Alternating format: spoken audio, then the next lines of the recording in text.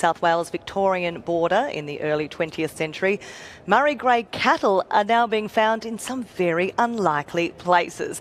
I'm joined by President of the Breed Society, John Contarino, and South Australian producer and former President Nigel Elwood. Great to have you both here. Judging's been one and done?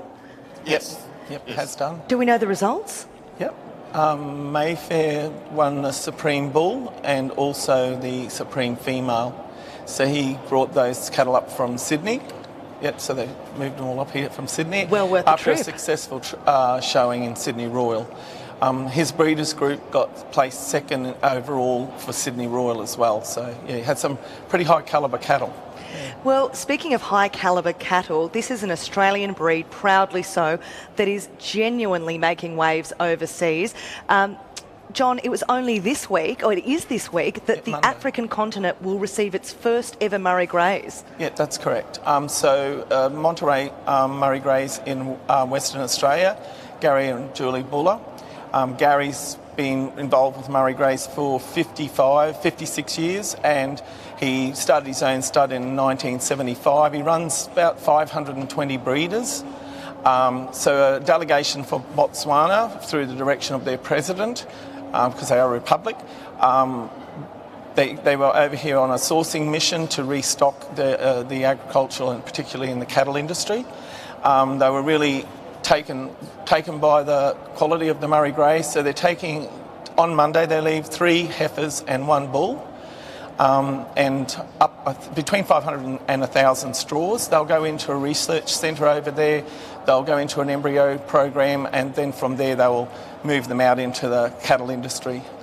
What are these Botswanan buyers saying that they like about the Murray Grey? They're very impressed with the quality, the structure, the depth, the quality of the meat. They were just really impressed with them. So when I think of the Murray Grey, and I'm from New South Wales, they're pretty synonymous with that geography. Yeah. You're up in the Central Yes. Central Atherton Tablelands. Yes, up in the tropics. We've had a Murray Grey set up there for 23 years, but I say to people, Murray Greys are a very versatile breed, adaptable to climatic conditions. As I said, tropics. They're on the snow in Tasmania, and there's Curtin Springs, a big station out at Alice Springs. They predominantly have Murray Greys as their foundation in the herd. It's so interesting to see how adaptable they've been across the Australian geography and now into the world. Nigel, tell us about your property in South Australia. Yep.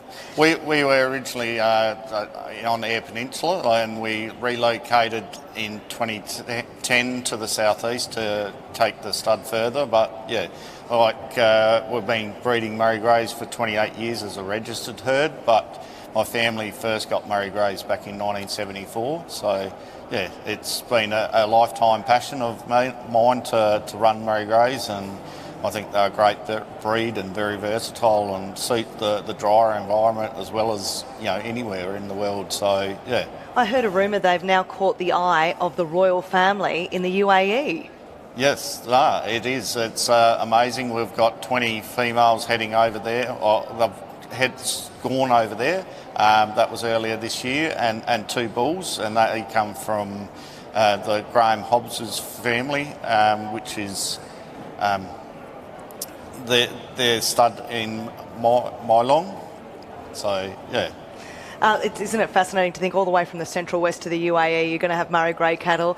Also, in Western Australia, major flood on a very important pastoral property there. They're making the move to Murray Grey. What's the story, John?